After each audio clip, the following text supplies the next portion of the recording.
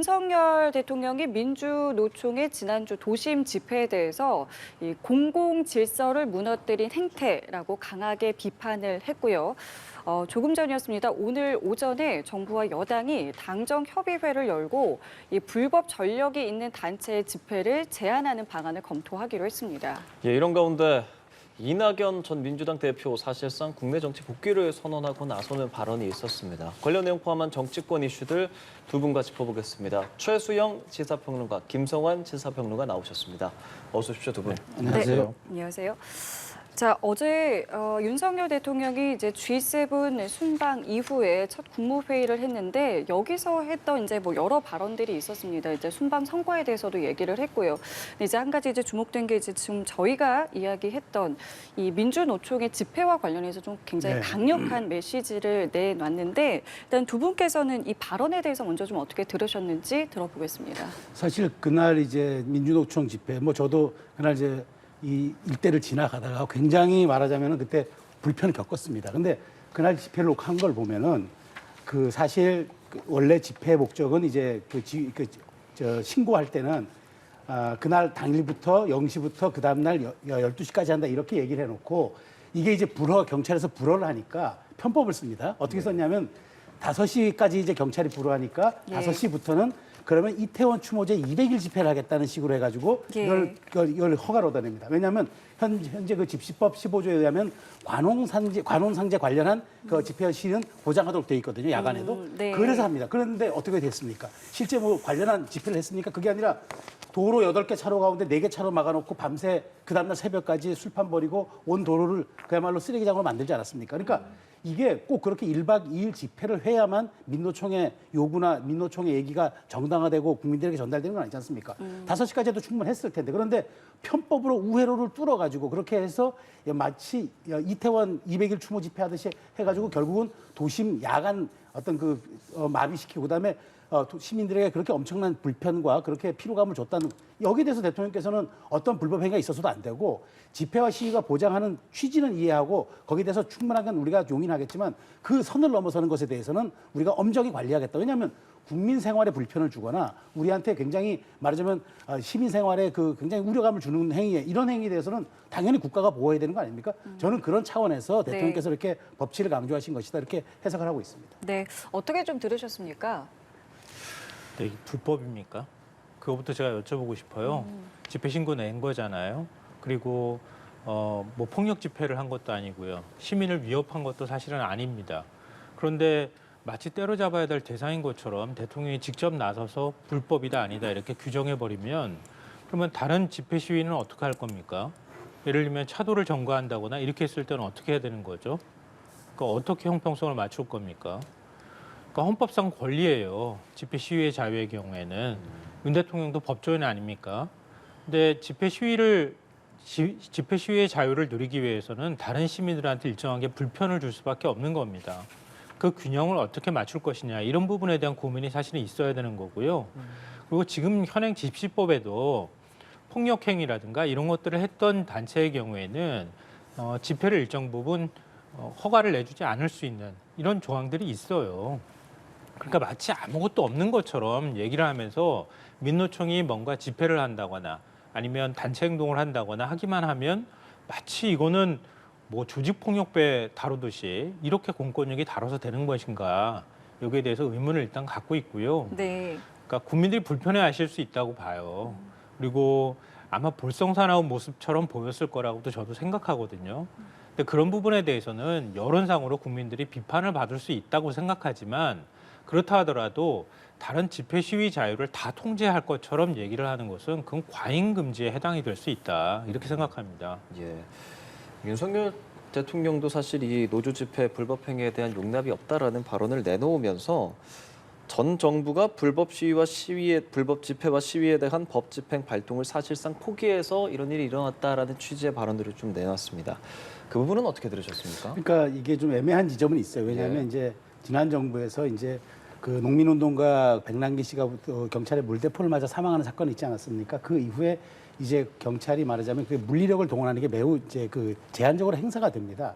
그러면서 이제 2020년에 이제 말하자면은 이제 그 국가의 공권력을 집행함에 있어가지고 최소한으로 한다라는 이제 그런 취지의 또 법안도 통과가 됐기 때문에 예. 네. 경찰들이 아무래도 소극적 대응을 할 수밖에 없었던 거예요. 그런데 사실 이제 대통령의 저 말씀의 취지는 저는 이렇게 생각하는 겁니다. 그러니까 국가가 공권력을 행사함에 있어가지고 타인의 어떤 기본권이라든가 공공질서, 그다음에 국가의 안녕을 보호하는 데 있어서 물리력을 행사하는 데는 엄정하게 행사해야 된다. 그러니까 불법과 어떤 말하자면 국민 불편이 충분히 있는데도 예. 경찰이 자꾸 그런 데에서만 너무 소극적으로 일관하거나 대응할 경우에는 결국에 국민 불편으로 돌아가고 국가의 공권력이 이제 이른바 좀 약간 무시되는 경향이 있을 수 있다. 그런 점에서 저는 그 정확하게 엄정하게 행사하는 건 좋으나 그렇게 하려면 저는 법적인 구성 요건도 갖춰야 되고 그다음에 사실 이제 집회 시위에 관한 얘기를 조금 했습니다만은 사실 예. 우리 법이 지금 헌법재판소가 2009년 이래 이제 말하자면 이 법에 대해서 보강을 하도록 했는데 네. 실제로 그 국회 그다음에 입법이 이루어지지 않았단 말이에요. 그래서 예. 이런 점들이 있기 때문에 저는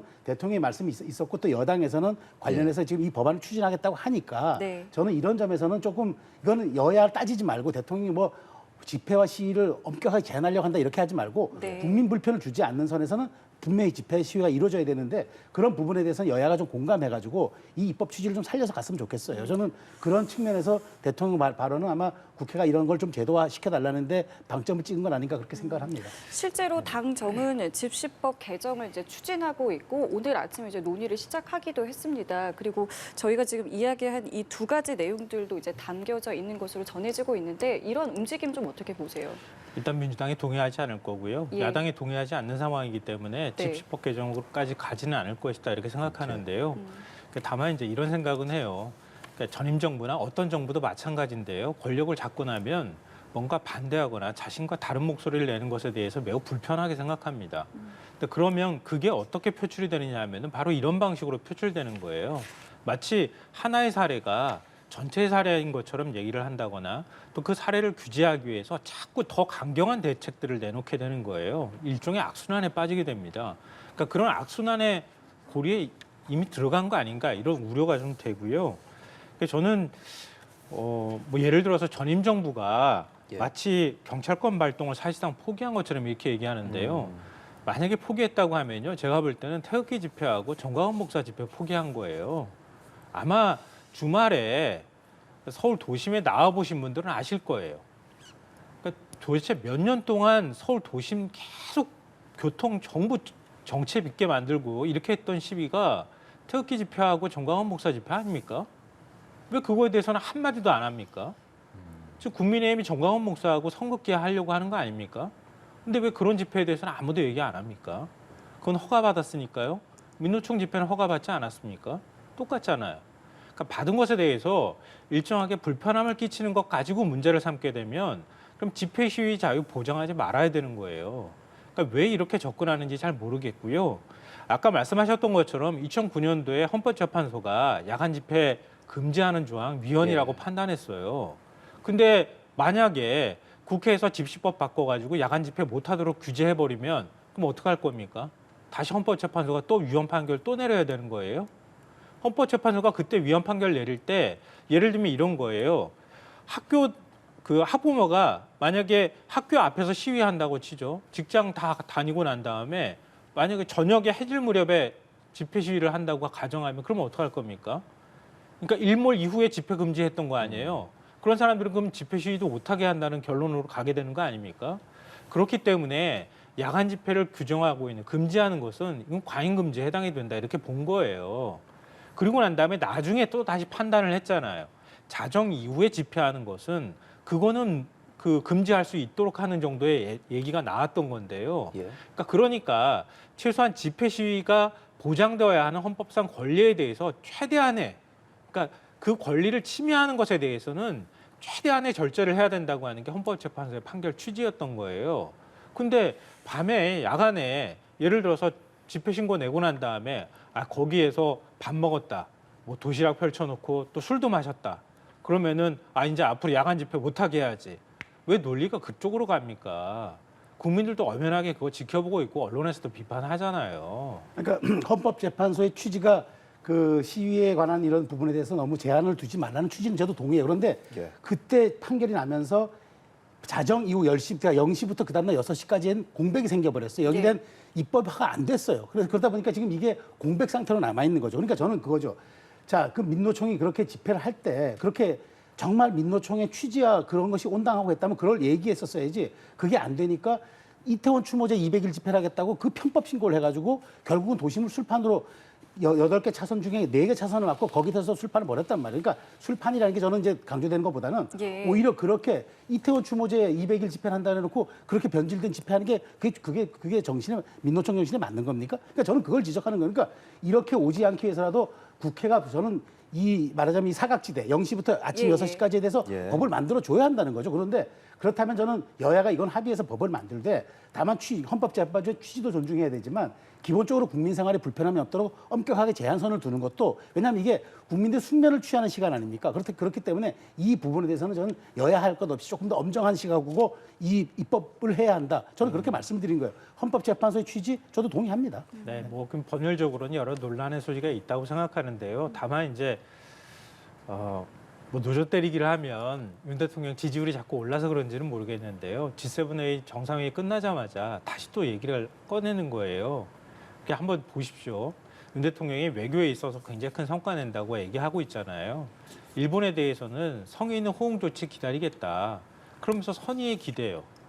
근데 갑자기 국내 들어와서 정상회의가 끝나고 난 다음에 국내만 들어오면 마치 국민을 엄벌해야 될 대상 취급합니다. 막 내치에 있어서는 그 누구보다도 엄격하게 공권력을 행사해야 되는 사람인 것처럼 행동해요. 이게 맞습니까? 그럼 오히려 일본한테 가서 좀 국익에 맞게 해야 되는 거 아닙니까? 그런 일본을 대일본 어떤 외교 정책이나 이런 거를 구사하는 데 있어서는 그렇게 선의에 기대고 물 반컵 물 반잔 따라줬으니까 나머지 반잔 따라달라고 이렇게 얘기를 하면서 호소하면서 왜 국민한테는 이렇게 엄격하게 합니까?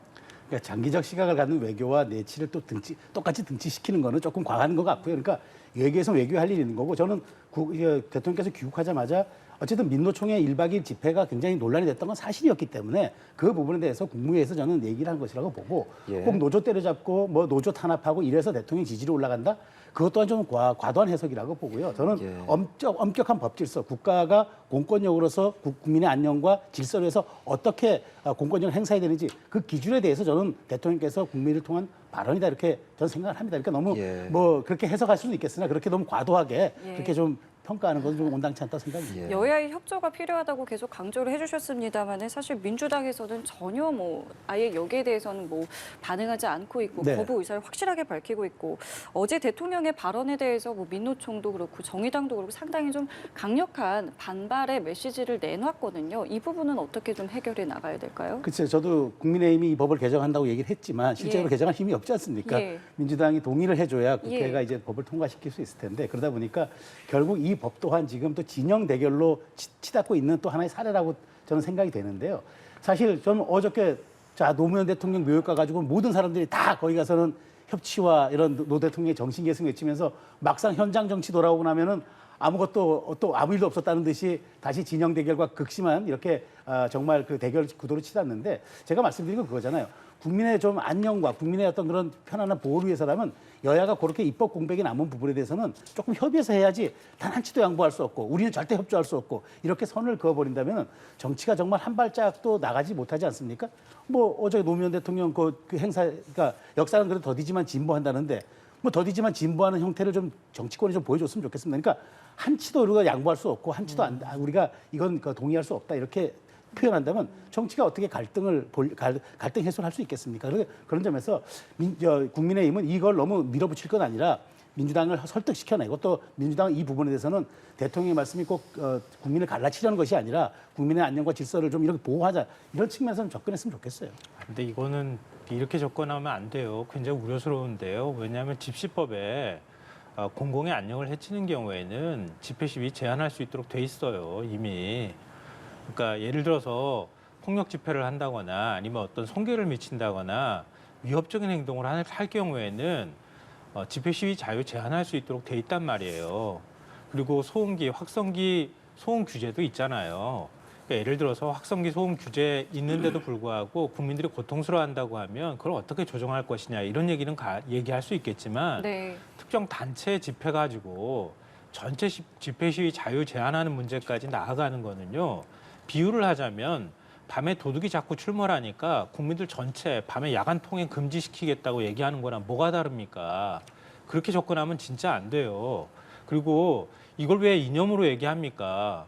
이념이기 이전에 이미 헌법에서 규정하고 있는 거예요. 그럼 헌법에서 규정하고 있는 자유에 관한 것은 최대한 그 자유를 제한하는 것은 절제해야 되는 거예요. 그게 절제된 방식으로서 권력을 행사하는 거거든요. 근데 윤 대통령 아까 제가 뭐 외교랑 비교를 했지만 그걸 극단적이다, 비교다 이렇게 말씀을 하시지만 대통령이 그렇게 법 집행을 하기 시작하면요. 공권력 남용에 해당되는 거예요. 거기서 조금 더 나가다 보면은 우리 과거 권위주의 정부 시절에 했던 거랑 똑같은 행태가 되는 거예요. 그러니까 이거는 불편하니까 아니면은 우리 사회에 범죄가 있으니까 그 범죄 다 때려잡아야 될 대상인 것처럼 얘기하면 다른 국민들은 그 사이에 숨도 못 쉬고 살아야 되는 게 되는 거예요. 왜 그런 방식으로 법을 집행하거나 공권력을 행사하려고 합니까? 그러니까 저는 제 얘기는 0시부터 아침 6시까지 예. 공백 기간이 있는 이 여기에 대해서 어떻게 그럼 허용하고 어떻게 우리가 규제할 것인지 그걸 전 정치권 논의해야 된다는 거예요. 저도 국민의 기본권 정말 그 중요한 우리가 집회 시위에 관한 자유 이건 저는 보장이 돼야죠. 그리고 그 헌법재판소의 취지제가 동의한다고 했잖아요. 그렇지만 헌법재판소가 냈지만 실제로 0시부터 6시까지 있는 이 공백에 대해서 여야가 예. 입법을 해야죠. 그게 당연히 국회의 권리고 의무이기도 합니다. 그런데 저는 여야가 이 부분을 협의했으면 좋겠다는 거예요. 민주당은 단 한 번도 우리는 여기서 양보할 수 없다고 얘기하면 안 되는 거고 예. 국민의힘도 우리가 밀어붙이겠다고 또 얘기해도 이것도 온당한 처사는 아니라 그러니까 저는 이 부분에 대해서는 여야가 입법으로 합의를 해줘야 한다. 그 말씀 드린 거지. 이것만 예, 더 예. 취지는 저도 공감합니다. 여쭤보겠습니다. 그럼 실제로 국민의힘과 당정에서 그러니까 입법 미비로 인한 어떤 혼란을 이제 하기 위해서 이제 개정을 한다라는 취지를 밝혔거든요. 그럼 입법에 대해서는 필요하다고 보시는 그러니까 거죠? 입법이 미비한 부분에 대해서 논의하자는 얘기가 아니잖아요. 그러니까 제가 문제 지적을 하는 거고요. 말씀하셨던 것처럼 헌법재판소 판단에 따라서 자정부터 그 다 해뜨기 직전까지의 그러면 집회 시위를 어떻게 할 거냐 이런 부분에 대해서는 법적 미비점이 있다고 하면 논의할 수 있을 거예요. 예. 그런데 사실은 왜 그동안 국회가 이거 미비한 부분에 대해서 보완하지 않았을까요? 그러니까 그렇게까지 밤에 야간에 집회를 하거나 그렇게까지 국민들한테 피해를 끼치는 경우가 거의 없기 때문이에요. 그러니까 필요성이 덜하기 때문에 국회에서 둔 측면도 있단 말이에요. 근데 민주노총 집회 이번에 밤에 가가지고 민주노총이 어떻게 맨날 밤에만 집회합니까? 잠 안 자요. 근데 거기도 역시 마찬가지인데 그거 하나 가지고 야간 집회 예를 들면은 밤에는 아예 못하게 한다던가 아니면은 경찰이 직무집행을 하는 데 있어서 갑자기 경찰이 그동안에 직무집행을 제대로 하지 않았기 때문에 시위 집회가 많아졌으니 가지고 경찰이 과잉대응해도 괜찮아. 뭐 가가지고 집행할 수 있는 권한 다 행사해도 괜찮아. 이런 식으로까지 접근하는 것은 그건 지나친 과잉이라는 그러니까 저도 말씀을 짧게 드리는 거예요. 말씀드리면 네, 네. 그러니까 저도 짧게 여기까지만 말씀드리면 드리겠습니다. 그 사실은 경찰이 제시한 가이드라인만 민노총이 따라줬으면 됐었어요. 그런데 정말 민노총이라는 거대한 조직이 그 관혼상제는 그걸 허용할 수밖에 없다는 그 조항을 악용하고 예. 편법과 꼼수를 동원해서 1박 2일 집회하는 게 그 야간 집회하는 그게 맞습니까? 그러니까 그것을 저는 이것을 기화로 논의의 시작을 해보자는 거죠. 알겠습니다. 예, 알겠습니다. 입법과 뭐 개정 논의 이루어지는 것들 좀 더 지켜보도록 하고요. 어제가 노무현 전 대통령 서거 14주기였습니다. 봉하마을에 여야 지도부 그리고 많은 정치인들이 집결을 했는데요. 각 당 입장에 따라서 추도식을 대하는 입장이 다소 달랐습니다. 여야 대표들의 발언 듣고 오시죠. 더디다. 그러나 진보한다는 역사에 대한 우리 노무현 대통령님의 말씀과 믿음을 다시 상기하게 됩니다. 민주주의가 다시 퇴행을 하고 우리 노무현 대통령께서 꿈꾸셨던 역사의 진보도 잠시 멈추었거나 또 과거로 일시 후퇴하는 것 같습니다. 대한민국 정치 선진화를 위해서는 더 이상 전직 대통령에 대한 흑역사가 반복돼서는 안 된다는 확신을 가지고 있고요. 그런 면에서 노무현 전 대통령에 대해서 생각과 철학을 달리한다 하더라도 대한민국의 전직 대통령으로서 예우하고 그에 대한 존중의 뜻을 표하는 것이 마땅하다고 생각합니다. 예, 어제 여야 대표의 발언 함께 듣고 오셨습니다. 14주기 노무현 전 대통령인데 노무현 전 대통령, 노무현 정신을 말하는 여야 대표 입장이 다소 좀 다른 듯한 모습도 있었고요. 전반적으로 어떻게 들으셨습니까? 글쎄요, 저는 김기현 대표의 이야기는 저는 당연히 참 보수 정당이지만 노무현 정신을 기리고 또 그것을 또 발전시켜 나가는 게 저는 맞다고 보고요. 그리고 당연히 보수 정당이라 그래도 중도 소구를 할 수밖에 없는 거고 또 중도층을 외연 확대를 해야만 또 내년 총선에 승리할 수 있기 때문에 저는 저렇게 말하자면 좀 진영을 넘어서는 행보 전 아주 바람직하다고 생각합니다. 다만 이재명 대표의 저 얘기에 대해서는 저는 사실 노무현 정신을 이재명 대표가 가끔 얘기를 하는데 정말 반칙 특권 없는 세상, 그다음에 통합과 원칙의 리더십을 얘기하는데 저는 뭐 그거는 정치적인 뭐 수사라고 생각을 하고 사실 저는 노무현 정신에서 가장 제가 높게 사야 할 부분은 저는 그런 겁니다. 원칙 없는 승리보다 원칙 있는 패배가 더 낫다라는 게 노무현 정신 사실은 기본이었어요. 근데 이재명 대표 보면은 원칙 있는 승리가 아니라 원칙이 없어도 되고 무조건 승리만 하면 되는 거고 패배해서는 안 된다는 그런 승자 독점주의, 승자 지상주의가 자리하고 있는 것 같아요. 이재명 대표의 이제까지 말하자면은 이번에 국회 입성 과정이라든가 대선 이후의 모습들 놓고 보면은 그런 평가들을 할 수밖에 없는 것 같은데 정말 노무현 정신은 더디지만 한 발짝씩 진보했다 그러면은 이재명 대표도 더디지만 한 발짝씩 가는 모습을 보여줘야 합니다. 그런데 보면은 조급성과 그다음에 본인의 어떤 그런 말하자면 아주 강성 지지층에 둘러싸여서 오직 승자 독식만 살아남는 이런 것들에 대한 조금 정치적인 어떤 좀 말하자면 편향성이 있지 않느냐라는 생각이 들어서 정말 노무현 대통령 주기에 가가지고 기념주기에 가서 저렇게 말을 했으면 이재명 대표의 정치 현실에 저런 말들이 좀 적용이 됐으면 좋겠습니다 하는 생각을 좀 짧게 해봤습니다. 예, 윤석열 정부를 애둘러 비판하는 듯한 발언도 있었던 이재명 대표이고 김기현 대표는 어제 또 김영삼 전 대통령의 또 생가를 찾기도 하면서 그러니까 보수 대통령으로서는 이렇게 노무현 전 대통령과 김영삼 대통령을 함께 이렇게 찾아가고 이런 행보들도 좀 생각해 볼 만할 것 같습니다. 또 뭐 오늘 아침부터 당장 뭐 언론에서 그렇게 평가를 하고 있잖아요. 네. 민주당은 내부 결속을 하는 거고 그다음에 국민의힘은 중도층 확장을 하는 것이다. 특히 40, 50대 지지층 확장을 위한 것이다. 뭐 이렇게 또 표현하고 있는데요. 저는 여야 대표 모두가 자신이 한 말을 자신한테 되돌려줘야 하고 자신의 한 말을 상대편이 한 말을 귀담아 들어야 한다 이렇게 생각합니다. 예를 들면 민주주의 퇴행이라고 이재명 대표가 얘기했잖아요. 그건 김기현 대표가 들어야 할 문제고 윤석열 대통령이 들어야 할 얘기다 이렇게 생각하고요. 김기현 대표가 생각과 철학이 달라도 이렇게 얘기하고 있는데 지금 생각과 철학이 다른 것에 대해서 존중하고 있습니까? 윤석열 대통령 존중하지 않고 있다 이렇게 생각하고요. 정반대로 또 이재명 대표는 노무현 정신이라고 얘기하는 특권과 반칙 없는 세상, 정말 민주당이 제대로 그 세상 구현하기 위해서 노력하고 있는가. 고 김대중 전 대통령이 얘기하셨던 것처럼 중산층 서민의 정당이라고 포병했던 민주당의 정신 지금 제대로 구현하고 있는가. 이거 좀 되짚어 봤으면 좋겠다 이렇게 생각합니다. 최근에 돈봉투 의혹 사건도 그렇고 김남국 의원 사건도 마찬가지지만 네. 민주당이 제대로 처리하고 있지 못하다고 하는 비판 여론 많이 있잖아요. 그러니까 민주당 스스로가 돌아볼 필요가 있다 이렇게 생각합니다. 그러니까 상대편을 향해서 손가락질만 하지 말고 그 손가락을 자기를 향해서도 한번 향하게 하는 그런 반성의 시간이 되어야 한다 이렇게 생각합니다. 그 민주당 이야기로 조금 더 본격적으로 들어가면 다음 달에 이제 이낙연 전 대표가 귀국을 앞두고 있는데 글쎄요 바로 사실상 이제 정치 복귀를 할 것 같은 이제 발언들을 좀 내놔서 어떻게 좀 들으셨는지 여쭤보겠습니다. 당장 복귀는 안 할 것이다 이렇게 생각은 하는데요. 네. 다만 복귀할 뜻은 있다고 하는 걸 충분히 내비쳤던 거 아닌가 그렇게 생각합니다. 네. 그러니까 이런 표현을 사용했더라고요. 주요 정당이 과감한 혁신을 하고 알을 깨야만 할 것이다. 그렇게 하지 못한다면 외부 충격이 생길지도 모른다. 네. 약간 좀 경고성 발언 같이 특히 민주당 쪽에서는 경고성 발언처럼 들릴 수 있는 얘기를 했어요. 예. 이낙연 전 대표가 어느 정도 역할을 할지는 뭐 현재로서는 알 수 없지만 민주당이 혁신하지 않으면 아니면 뭐 이낙연 대표가 윤석열 대통령 외교 문제에 대해서 아주 비판 많이 했던데요. 그리고 대북 정책에 관해서도 역시 마찬가지인데요. 그러니까 뭔가 제3의 길을 만들 것처럼 하는 이런 모습을 보였다는 거는 일종의 몸풀기에도 해당이 될 수 있겠다 이렇게 생각합니다. 근데 또 당장 몸을 풀 수는 없을 거고요. 다음 달에 일단 들어와서 그다음에 누군가가 손짓을 해줘야지 또 갈 수 있지 않겠어요. 그러니까 내가 먼저 정치하겠소라고 나서기에는 좀 상당히 부담스러울 거라고 생각하고요. 민주당이 지금 체제가 계속 유지가 된다면 모르겠는데 총선을 준비하는 과정에서 현 지도 체제가 흔들린다거나 이럴 때는 아마 이낙연 전 대표가 호출될 가능성이 있거든요. 그런 시기를 볼 가능성이 있다고 보이고요. 예.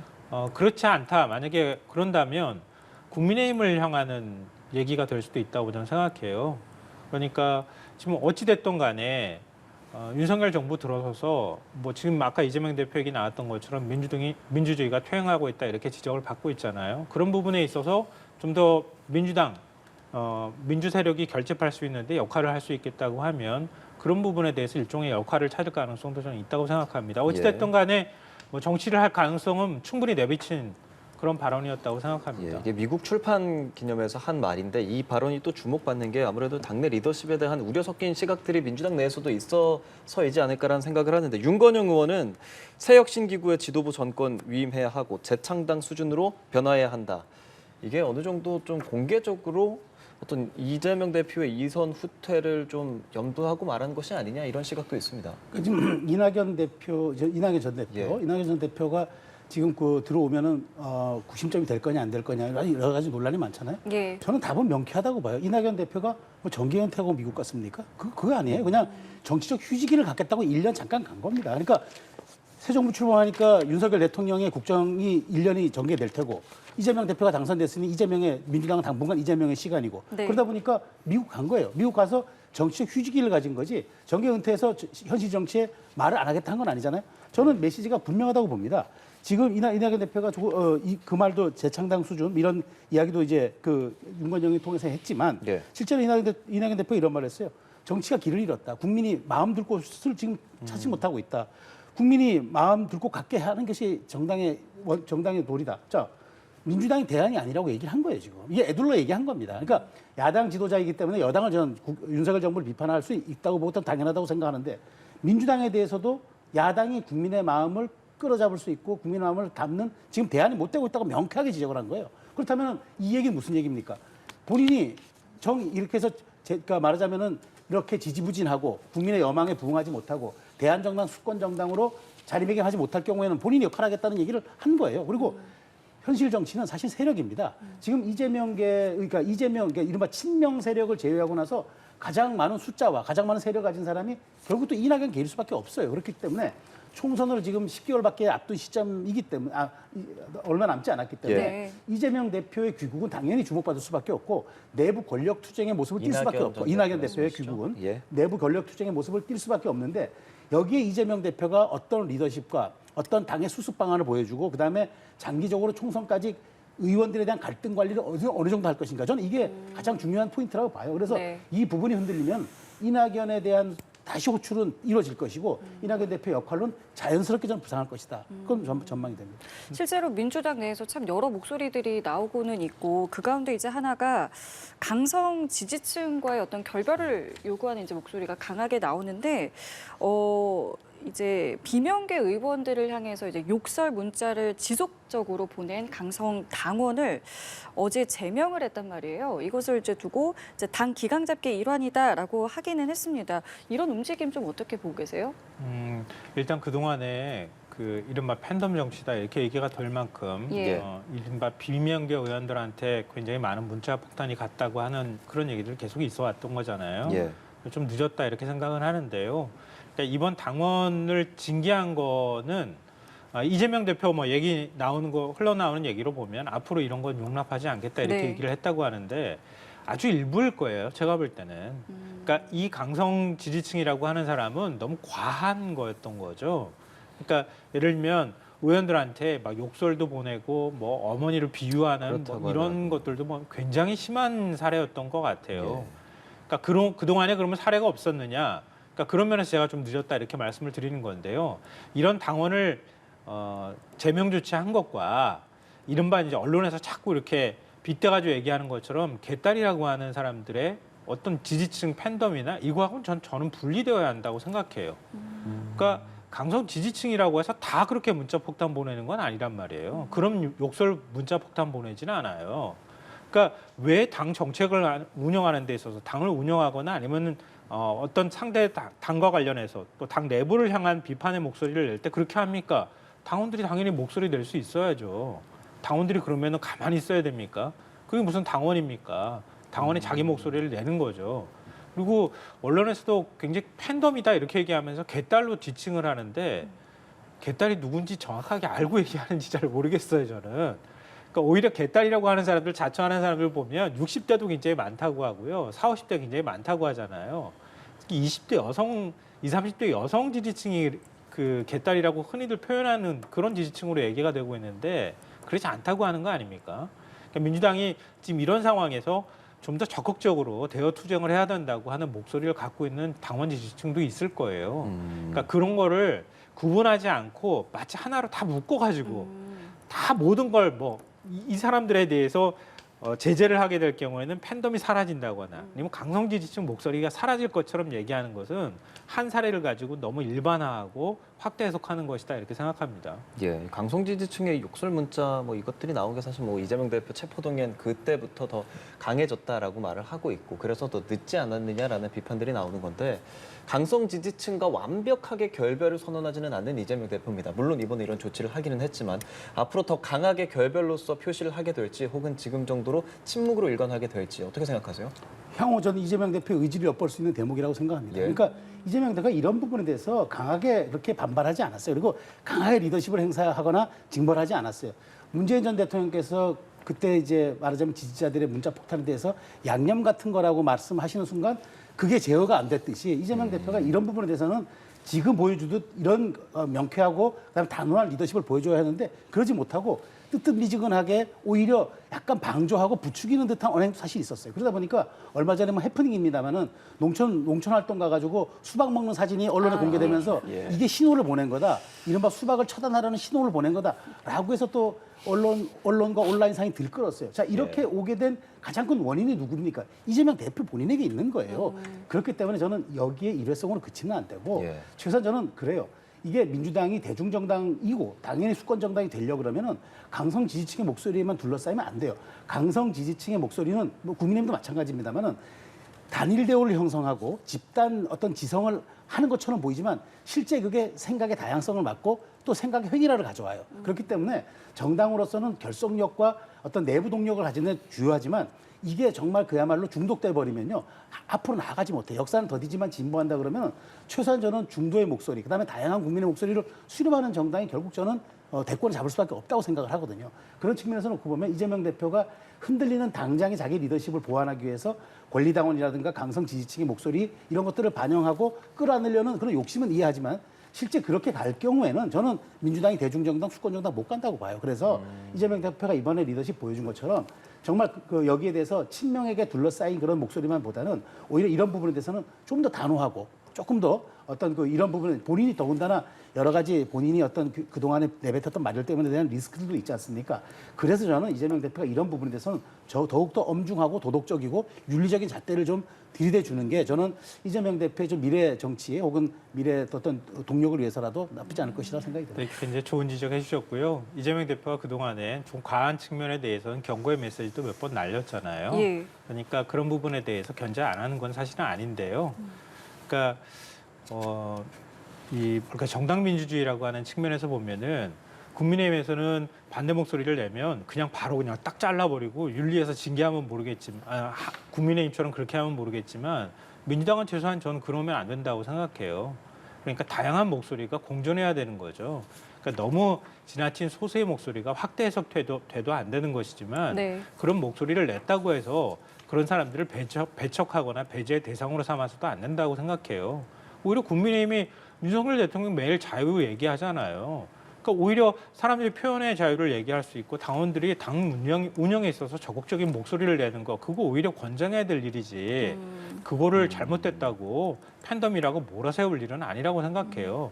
전 그래서 민주당 내부에서 나오는 좀 강경한 목소리가 그거를 마치 민주당 그러니까 이 어떤 민주당이라고 하는 정당 내에서 사라져야 될 목소리처럼 하는 거는 언론이 상당 부분 기여했다고 생각해요. 너무 부정적으로만 바라본다고 생각해요. 이런 리더십에 대한 비판이 꼭 강성 지지층에 대한 태도뿐 아니라 뭐 돈봉투 의혹이나 가상자산 이런 것들이 맞물려서 생겨난 그런 비판적인 목소리가 아닐까 하는 생각도 들거든요. 그러니까 그거는 당 안에서 좀 자연스럽게 토론하고 싸우기도 하고 이렇게 하는 과정을 통해서 걸러내줘야 할 부분이라고 생각해요.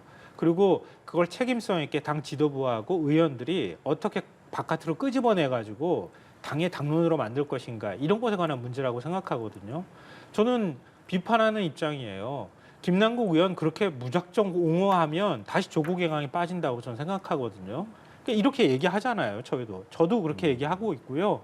아마 꽤 많은 분들도 그렇게 우려하고 있을 거라고 생각하거든요. 근데 강성지지층 그거 귀 완전히 닫고 있는 건 또 아니라고 생각해요. 그- 여론시장 안에서 예, 예. 공론장에서 같이 해결해야 될 문제인 거죠. 그러면 일부 친명계 의원들은 이참에 이제 당원의 권한을 강화해야 한다, 대의원제를 폐지해야 한다라고 주장하고 있거든요. 그럼 이 부분은 어떻게 보세요? 아까 그래서 윤건영 의원 얘기 나왔을 때 예. 뭐 이재명 대표 이선 후퇴 얘기를 하는 건 예. 아니냐 뭐 이런 얘기 나왔을 때 사실은 하고 싶었던 얘기이기도 한데요. 네. 저는 윤건영 의원이 그런 의미에서 얘기했을 거라고 생각하지는 않아요. 그러니까 당 혁신기구에 당 대표의 정권을 그 당 지도부의 정권을 위임해 달라고 하는 얘기는 예. 그러니까 혁신과 쇄신을 하기 위해서는 당의 근간 자체를 그러니까 당을 운영하는 기본 원리를 뜯어 고쳐야 되는 거란 말이에요. 네. 그게 이제 여기에 대의원제라든가 이걸 어떻게 개선할 거냐의 문제도 저는 거기에 포함되어 있다고 생각해요. 근데 이게 다른 사람들도 마찬가지지만 대의원이면 대의원의 자신의 권한을 축소시켜야 되는 문제잖아요. 그러니까 대의원들은 동의하지 않으려고 하겠죠. 그렇죠. 권리당원의 역할이 더 커진다고 하면은 권리당원 역할이 커지면 권리당원은 적극 지지층이 많고 이재명 대표한테 유리할 텐데 그거는 아닌 것 같아 이렇게 생각하는 사람들도 있을 거 아니겠어요? 예. 그러니까 최대한 객관적인 입장에서 당 혁신기구를 맡는 외부 인사도 좋고 그런 사람들이 민주당이 현재 문제가 뭔지 진단도 하고 거기에 따르는 제도적 개선책을 내놓는 방안들을 저는 윤건영 의원이 제안했다고 생각해요. 그러니까 앞으로 공천이 남아있는 상황에서 뭐 국회의원한테는 그 이상 더 중요한 일이 없지 않습니까? 그러니까 거기에 따르는 서로 간의 이해관계는 엇갈릴 거라고 생각하거든요. 그러니까 그 이해관계 엇갈리는 것에 따라서 다른 목소리가 저는 나올 수 있다고 봐요. 그러니까 대의원의 목소리를 좀 더 죽이게 되면은 네. 그러면 상대적으로 친문계가 유리할 수도 있을 거고요. 또 대의원 목소리를 그대로 두면 친문계가 불리할 수도 있고 비명계가 유리할 수도 있겠죠. 그러니까 그런 부분에 대해서 그걸 누구 하나 당대표가 확 정권을 갖고 휘두르는 이런 방식으로 가게 되면 갈등이 확 폭발하는 현상이 나올 거 아니겠어요. 그러니까 그런 방식들을 최소화하는 방안으로 혁신 방안들을 만들어내는 게 전 중요하다. 이렇게 생각합니다. 그 혁신 얘기 나와서 짧게만 좀 여쭤볼게요. 근데 지금 그 혁신 기구를 누가 맡을지가 이제 생각보다 좀 구인난에 시달린다라는 보도가 있어서요. 어떻게 좀 봐야 되는 거니까. 그래서 이낙연 전 대표가 맡아야 되나요? 그거 맡으면 좋을까요? 예. 사실 그거 예전부터 고민스러운 얘기들이 있었던 것으로 알고 예. 있어요. 예. 그러니까 당 비대위 체제로 넘어가면 글쎄 비대위원장을 누가 맡나? 정석윤 전 대표가 맡아야 되나? 뭐 이런 예. 고민들이 여러 가지가 있었던 예, 것 아까 같은데요. 외부 인사라고 말씀을 해주셔서 네. 여쭤봤습니다. 외부 인사도 역시 어떤 인사가 맡게 될지 뭐 고민을 하긴 할 텐데요. 왜 네. 맡을 사람이 없겠어요? 맡을 사람 찾으면 있겠죠. 예. 그러니까 그건 결국 의지에 관한 문제일 거라고 생각해요. 그러니까 대의원제가 대의원이 갖고 있는 표의 등가성의 문제에 있어서 너무 지나치게 많이 반영된다고 하는 건 이번 돈봉투 의혹 사건과 관련해서 어느 정도 보였던 측면이 있다고 생각하거든요. 그러니까 그러면 대의원의 표의 가치를 대폭 낮추는 방안도 전 충분히 검토할 만하다 이렇게 생각합니다. 그러니까 그런 부분에 대해서 예. 당의 이해관계에서 좀 떠난 사람이 맡아주는 건 전 의미 있는 일이라고 생각합니다. 예. 저는 대의원제 관련해 가지고 지금 이재명 대표가 물 들어올 때 노젓자는 그런 심산인 것 같아요. 근데 그렇게 하면 안 돼요. 그러니까 대의원제가 사실 이번 돈봉투 사건의 원인이었던 것도 있어요. 왜냐하면 대의원이 표의 등가성이 높으니까 그만큼 거기에 관련해 가지고 좀 관리하려고 한 건 있으나 대의원제 갖고 있는 순기능도 대단히 많아요. 왜냐하면 대의원제는 권리당원은 1,000원씩만 내면 6개월 동안 금방 되는데 대의원제는 이제 대의원들은 이제 그러니까 의원이라든가 그다음에 원래 당협위원장 이런 분들이 맞거든요. 근데 권리당원은 지금 150만 명, 200만 명 이렇게 되는데 지금 대의원은 12,000명밖에 안 돼요. 그러다 보니까 표의 60배가 된다. 그래서 비난이 오고 있는 사실이지만 네. 실제로 이게 지역별로 배분되다 보니까 민주당이 전국 정당으로 가는 지금 사실 모태가 된 것도 사실이고 그동안에 수기 민주주의라는 공론을 또 굉장히 또 이렇게 이끌어왔던 그런 순기능도 많아요. 그래서 이거를 없애자 이렇게 가면 정말 단견인 거고 대의원제가 갖는 것들을 좀 보완해야죠. 그런데 대의원제가 굉장히 좀 좋은 거는 대의원제가 전국으로 흩어져 있기 때문에 이게 지금 민주당이 갖고 있는 영남이라든가 이런 데 충청도라든가 이런 데 대해서 보완제 역할을 해주거든요. 그런 걸 왜 간과합니까? 그러니까 강성 당원을 권리당원을 많이 끌어들이자 그래서 대의원제를 약화시켰는데 이거는 거꾸로 민주당이 자꾸 협소해지는 말하자면 그 외소의 정치로 갈 수가 있기 때문에 이런 부분에 대해서는 민주당이 큰 틀, 긴 시각으로 좀 봐야 될 필요가 있어요. 순기능이 있기 때문에요. 있어요. 그 왜냐하면 중앙이라든가 이런 것들이 사실 수기 민주주의를 해왔던 굉장히 큰 공로도 있기 때문에 이참에 저는 물 좋을 때 배 지나가자고 얼른 지금 이 얘기를 공론할 것이 아니라 예. 좀 더 차분하고 좀 긴 시각으로 봐야지 이 문제를 어떤 세력 다툼에 혹은 세력도 이 말하자면 세력을 더 끌어들이는 이걸 기화로 활용하자 이런 것은 좀 단계의 정치 같다는 생각이 듭니다. 예, 오늘 두 분과 많은 얘기 나눴습니다. 지금까지 최수영 시사평론가, 김성환 시사평론가와 함께했습니다. 잘 들었습니다. 고맙습니다.